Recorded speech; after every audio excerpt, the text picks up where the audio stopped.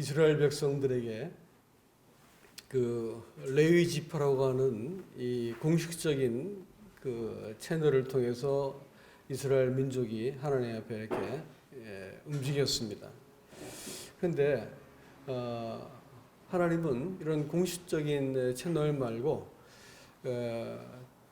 레위 지파가 아닌 지파에서 사람들이 하나님께 자신을 드리고자 하는 자발적인 소원을 하는 사람들을 따로 모았는데 그분들을 나시린이라고 불렀습니다.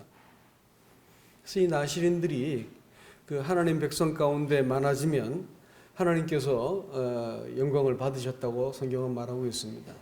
특별한 나시린들이 있는데 그건 누구냐면 나면서부터 나시린들입니다. 나면서부터 나시린은 우리가 알고 있는 바는 세 사람이죠. 하나는 사무엘과 그 다음에 오늘 말씀을 나누었던 삼손과 그 다음에 침례 요한입니다. 세 사람 다 특징이 있는데 그것은 태어나기 전에 그가 이렇게 태어날 것이다 라고 하는 어떤 잉태하지 못한 그 부모 사이에서 이렇게 기적적으로 태어난 이런 과정을 동시에 겪습니다.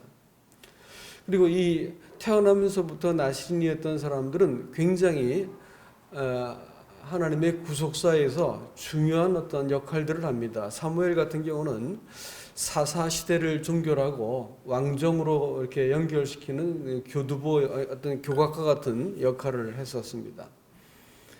또 침례 요한은 율법 시대를 마치고 예수 그리스도를 이렇게 소개하는 이 은혜 시대로 이렇게 넘어가는 중요한 이 교두보 역할을 했습니다. 교각의 역할을 했습니다. 그런데 오늘 이 삼손이라고 하는 사람은 그 아버지 이름 마노아는 안식이라는 의미를 갖고 있고 아주 특별하죠. 그리고 그 삼손은 햇빛이라는 의미가 있습니다. 이름조차도 굉장히 이렇게 아주 그 특별한 의미를 갖고 있는 그와 같은 그 나시린이었습니다. 그렇다면 오늘 이렇게 삼손을 보면서 이렇게 그 형편없는 모습으로 보여주는 이 삼손의 그 모습을 바라보면서 이거 육신적인 어떤 그 은사를 갖고 있는 그와 같은 사사의 전형인가 이렇게만 이해할 것인가 아니면 또 다른 측면이 있나라는 것을 한번 생각을 해봐야 되겠습니다. 도대체 이 삼손은 이 그 다른 두 나면서부터 나시린들이 갖고 있던 굵직한 이런 어떤 그 역할과 선이 있었는데 왜 삼손에게는 이렇게 그 부끄러운 이런 그 기록만 쭉 나열되어 있나라는 것이죠. 이 점에 있어 가지고 우리는 한번 생각을 다시 해볼 수 있기를 원합니다. 여러분, 그 당시 삼손이 일어났던 그 시기에는 일단 먼저 삼손에 대해서 얘기를 해보면 삼손은 그 블레셋과 싸웠던 사사였습니다. 그리고 삼손 시대에는 그 삼손 때 가장 마지막 이 전쟁을 치르고 이렇게 그 싸움을 했던 마지막 사사는 삼손이었습니다. 그 뒤에는 사사라고 이렇게 이름을 붙인 사람이 나타나질 않았어요. 마지막 사사였습니다. 그리고 그때는 지금과 같은 말세를 보여주는 아주 암울한 시대였습니다. 얼마큼 암울했냐면 그 대적이 이렇게 그들을 지배했어도 그 대적이 지배하는 것에서 부르짖지도 않고 하나님께 구하지도 않게 되어지고 오히려 구원자가 나타났더니 구원자를 묶어다가 그 대적한테 넘겨줘 버릴 만큼 대적의 편이 되었을 만큼 세상이 아주 타락했었습니다. 하나님의 백성들이 어떤 사명감이라든지 거룩함이라든지 구별등 같은 것이 싹 없어져 버리는 아주 그 암울한 세대였다고 보여집니다. 그리고 블레셋이라는 그 대적도 우리가 한 번 더 기억할 필요가 있습니다. 왜냐하면 다른 대적은 이렇게 그 이스라엘 백성을 압제를 하면 그들이 알고 전쟁을 치르고 이렇게 이제 맞서거나 한다거나 하나님께 부르짖어 가지고 도움을 청했었는데 도무지 이 대적한테는 이렇게 그냥 이렇게 순응을 하는 압제를 순순히 받아들이고 이것을 이렇게 인정하는 모습을 보게 됩니다. 그리고 이 블레셋은 유일하게 하나님의 법궤를 이스라엘 백성으로부터 뺏어가 버린 족속이었습니다. 그리고 거기서 그 마귀를 상징하는 그 방랑자라 이름하는 이 골리앗이 나오지요. 그리고 오늘 이 본문에서 아까 읽었던 본문에서도 그 골리앗을 그 블레셋으로부터 이스라엘을 구원하기 시작해가지고 그 구원의 시작 종결점이 어디냐면 다윗 때 와가지고 확실하게 그들을 제압해서 정복해 버립니다. 그래서 그 블레셋은 마귀를 상징하고 있는 그와 같은 존재라는 것을 알 수가 있겠지요. 그래서 이와 같은 이 블레셋을 상대하는데 그 상대에서 이긴 그야말로 그 사사인데 다른 사사들은 군대를 동원해 가지고 이 전쟁을 치렀어요. 그런데 유일하게 삼손만큼은 홀로 이 전쟁을 임해 가지고 혼자 싸워 가지고 대적을 이깁니다. 이런 점에 있어 가지고 독특한 어떤 그 캐릭터라는 것을 알 수가 있지요. 여러분, 이 삼손이라고 하는 사람의 이 사역은 이 두 가지 혹은 세 가지의 측면을 가지고 들여다봐야만 이해가 됩니다. 첫 번째가 뭐냐면 아까 말씀대로 육신적인 사사였다. 육신적인 그리스도인을 이렇게 보여주고 있지요. 또 하나는 뭐냐면 예수 그리스도의 전형이라고 말하는 것입니다. 이게 무슨 뜬금없는 얘기냐라고 하겠지만 여러분 그 블레셋 사람들은 힘으로 이렇게 막 제압해가지고 백성들을 압제하지 않았어요. 슬그머니 유력한 사람들 틈새에 집어넣어가지고 이스라엘 백성을 서서히 압제해가지고 그들을 설득시키고 그들의 문화에 이렇게 복종하게 만들었습니다. 그래서 이 대적은 이렇게 전쟁을 해서 싸우려고 봐도 삼손부터 그냥 이렇게 결혼하는 거 봐가지고 뒤섞여가지고 어디부터 끊어내야 할지도 알 수 없는 이렇게 이 그리스도인 그러니까 이스라엘 백성들의 삶 속에 아주 이렇게 깊이 들어와 가지고 이스라엘 백성을 타락하게 만들었던 그와 같은 대적이었습니다. 전쟁을 어떻게부터 시작해야 할지 알 수도 없던 그런 대적이었어요. 근데 그 삼손이 그렇게 날 때부터 그 나시린이었던 사람이 그들 가운데 들어가서 그들 속에서 결혼을 하고 그들과 섞이면서 거기에서 이 문제를 이렇게 끄집어내어서 그들을 응징하고 제압하는 이런 그 사역을 했다고 하는 점에 있어 가지고 하늘의 보좌를 버리시고 이 육신 가운데 이 세상 가운데 들어오셔서 구속의 사역을 이루신 예수 그리스도를 얼핏 보여줍니다. 그리고 이 삼손의 그 사역은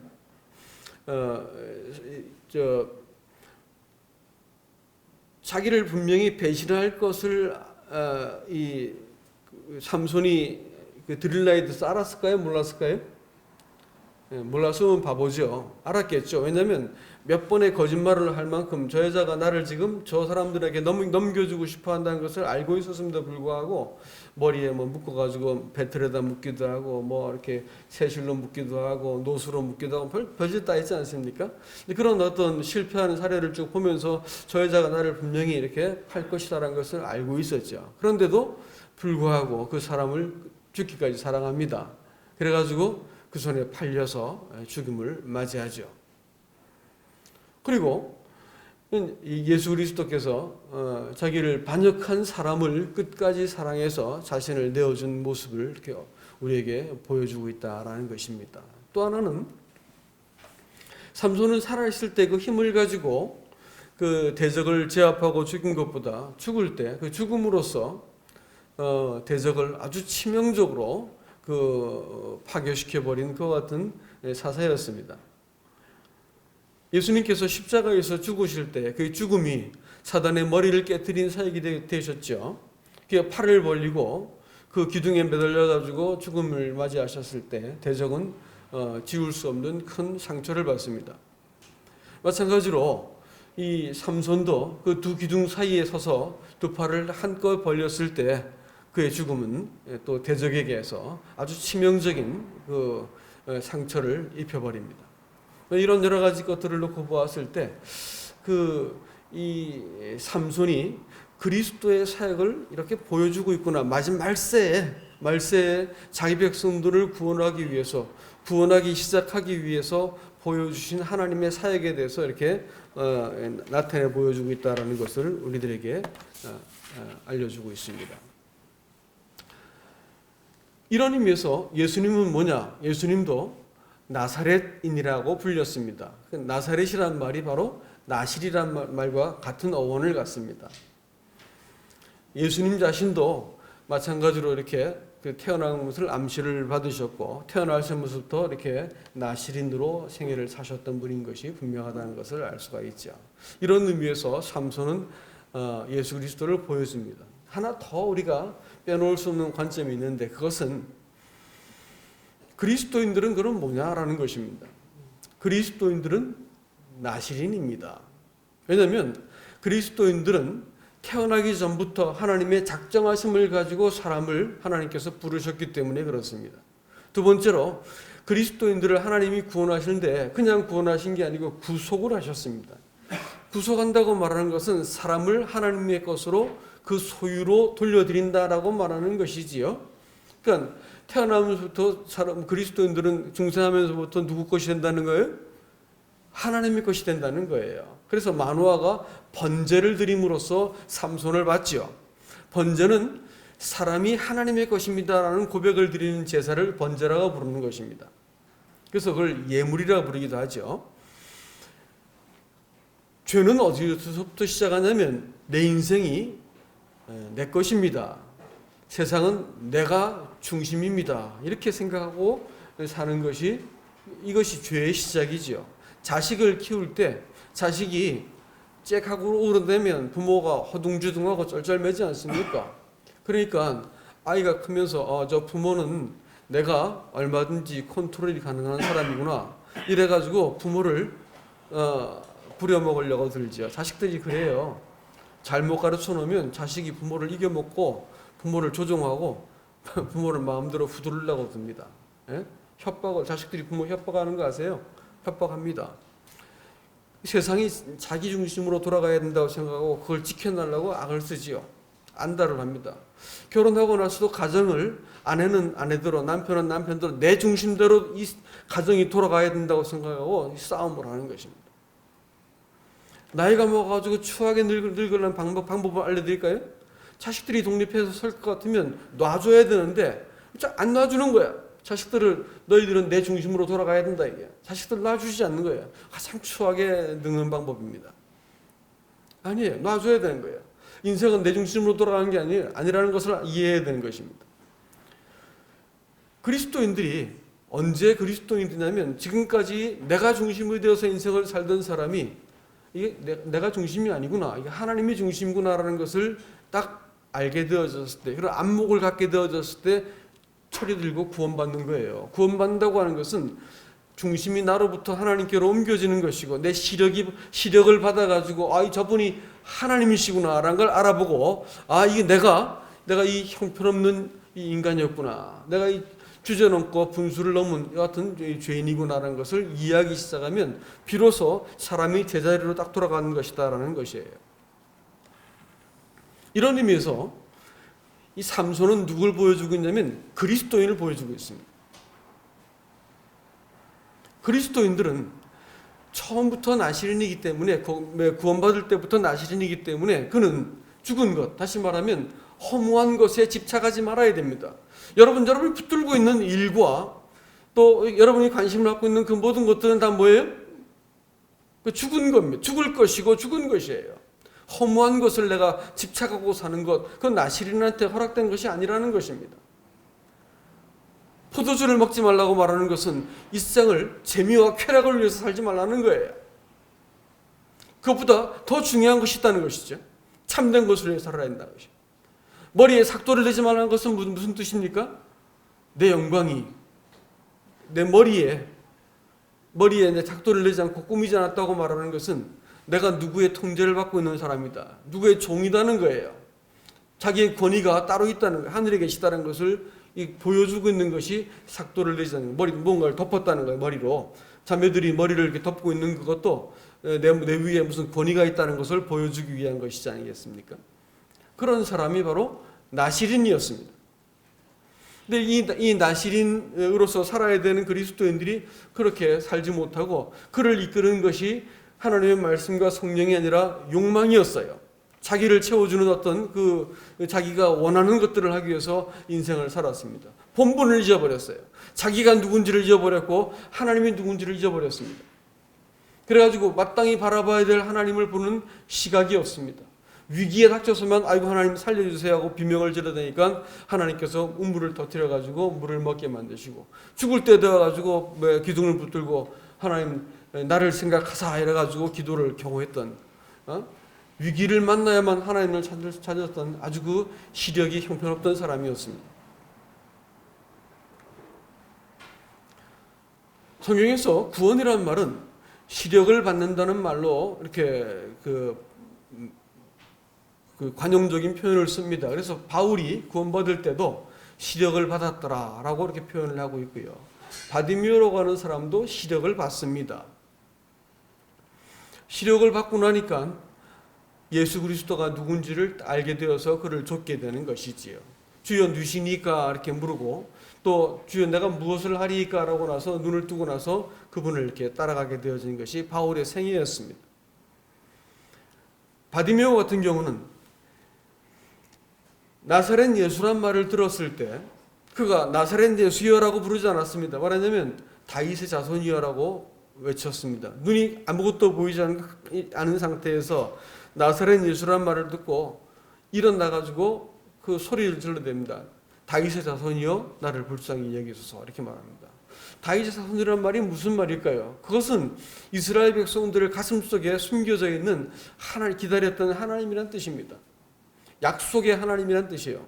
그분이 오셔가지고 내 모든 사정을 들으시고 내 이 처한 환경에서 나를 구원해 내시고 나를 통치하시는 하나님이여라고 부르는 거예요. 사람들이 책망하고 말렸습니다. 그랬더니 더 펄펄 뛰면서 이 목숨을 걸고 다윗의 자손이여 불러대었어요. 그랬더니 예수께서 멈춰서 돌아보시고 그를 부르십니다. 그랬더니 겉옷을 벗고 보이지도 않는 눈을 갖고 뛰어나갔다 그랬어요. 그래가지고 그분 앞으로 달려갑니다. 내가 무엇을 원하느냐? 보기를 원하나이다. 보기를 원하나이다. 그리스도인들은 하나님이 누군지를 똑바로 보지 못하면 신앙생활은 사실은 아주 형편없습니다. 그리스도 하나님을 잘 보지 못하는 것은 사실 구원받지 않았다는 말이고요. 하나님을 잘 모른다고 말하는 것은 신앙생활이 개차반이라는 뜻입니다. 사실 범죄하고 나서 제가 어떻게 청년들하고 교제를 하면서 그런 말씀을 좀 잠깐 드렸어요. 선악과를 딱 따먹는 그 시점에 가서 고민했겠죠. 아담이 하나님이 만드신 세상과 만물과 이 모든 혜택과 하나님이 그 주인이 되셔가지고 지어놓은 세상 속에서 내가 이것을 딱 따먹으려는 그 시점 속에서 뭐냐면 네가 그것을 따먹는 날에는 네 눈이 밝아져서 네가 하나님같이 될 것이다. 다시 말하면 네가 센터가 되는 거야. 네가 중심이 되는 거야 라고 하는 이 얘기를 들었을 때 내가 중심이 될 것인가, 하나님이 중심이 되는 세상을 내가 살 것인가 라고 내가 고민을 했을 겁니다. 그리고 결정을 딱 하고 나서 내가 중심이 될 거야 하고 따먹어 버렸죠. 그때부터 죄가 되었습니다. 그 다음부터 하나님은 자기가 창조하셨던 형상을 닮게 만들었던 자기 사람을 잃어버렸어요. 그래서 아담아 네가 어디 있느냐라고 돌아다니면서 아담을 찾으러 다니셨습니다. 사람도 하나님을 잃어버렸어요. 그래가지고 그 6장으로 넘어갈 것 같으면 백성들이 여호와의 이름을 비로소 불렀더라 이렇게 말했습니다.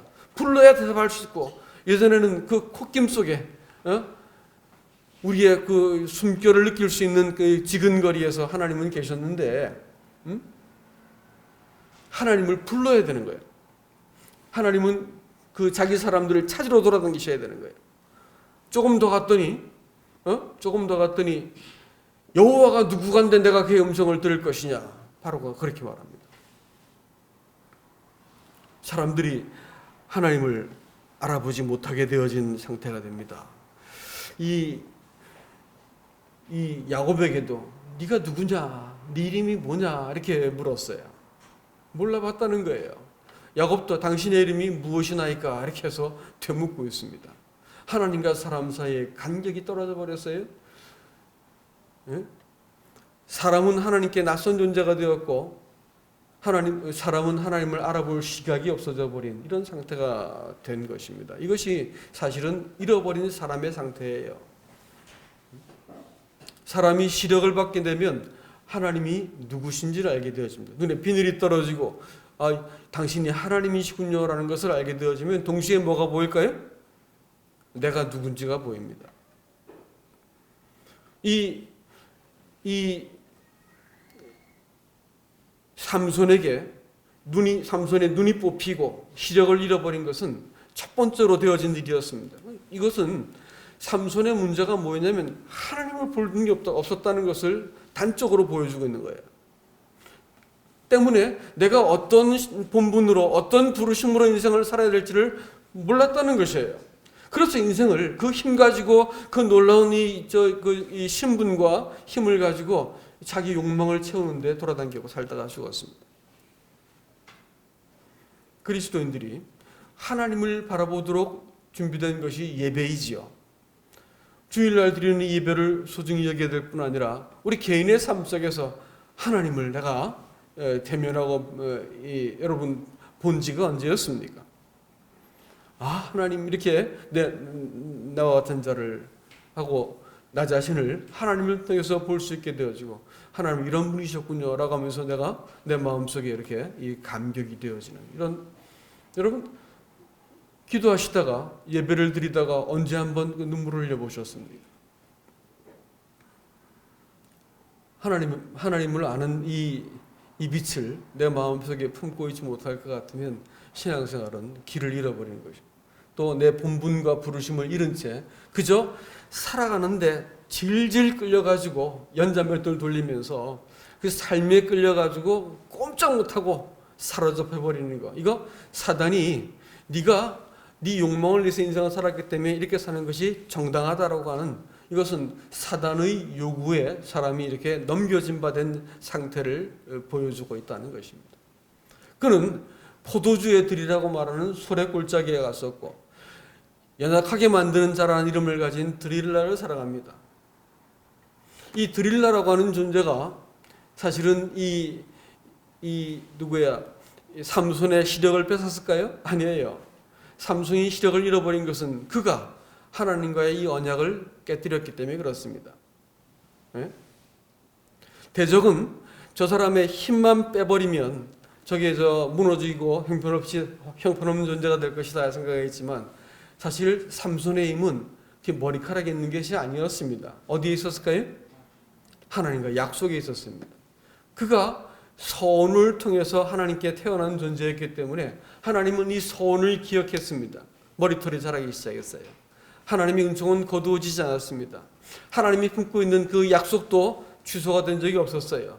머리털이 자라기 시작하니까 하나님이 딱 준비해 놓으신 것입니다. 그리스도인들은 이와 같은 신분 속에 있는 자들이에요. 예?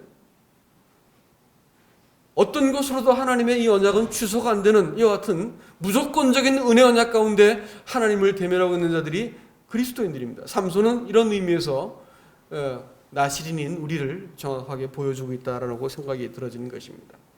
말씀을 맺겠습니다. 그리스도인들이 어떻게 회복할 것인가 말씀 한 절은 보겠습니다. 다 같이 사사기를 보겠습니다. 룻기를 보겠습니다. 3장 9절 말씀입니다. 여러분 이 본문을 읽다가 어저께인가 그저께인가 읽다가 이 말씀이 이런 면이 있었구나 하고 제가 새롭게 본 건데 9절 말씀 이르되 내가 누구냐 하니 대답하되 나는 당신의 여종 루시오니 당신의 옷자락을 펴 당신의 여종을 덮으소서 이는 당신이 기업 물을 자가 되미니이다 하니 라고 말하죠. 여러분이 배경을 알고 계시죠? 이것은 이 룻이라고 하는 사람은 모압 여인이었고 하나님의 총회에 들어올 수 없는 가장 부적절한 여인이었습니다. 그런데 나오미를 따라가지고 그 자기 조상과 그 신을 버리고 하나님께 돌이킨 그와 같은 사람이었습니다. 이 사람이 어떻게 하든지 먹고 살아야 되니까 남의 그 밭에 가가지고 이삭을 주워서 이렇게 시모를 봉양하고 있었습니다. 그때 이제 보아스라고 하는 그 친족의 집에 가가지고 그걸 죽기 시작하는데, 성경에서 말하는 친족은 특별한 의미가 있다 그랬죠. 그것은 고엘이라는 뜻인데, 고엘이란 말은 구속자라는 뜻입니다. 나에 대해서 책임이 있는 그 어떤 그 친척이다 이런 뜻입니다. 근데 예수님이 당신이 고엘이라고 말씀하세요. 예수님도 같은 그 구원자라는 의미로 사용되는데 고엘입니다. 그런데 오늘 그 밤중에 그가 그동안 입고 있던 과부의 옷을 벗어버리고 그 단정한 옷을 입고 그 타작을 끝마치고 나서 누운 그 보아스에 있는 자리에 몰래 들어가서 그 옷자락을 이렇게 이불자락 끄트머리를 자기 이렇게 몸에 걸치고 덮고 이렇게 눕습니다. 근데 그때 그 자리에서 알아보고 누군가 인기척을 느끼고 이 보아스가 묻습니다. 네가 누구냐 이렇게 묻습니다. 네가 누구냐.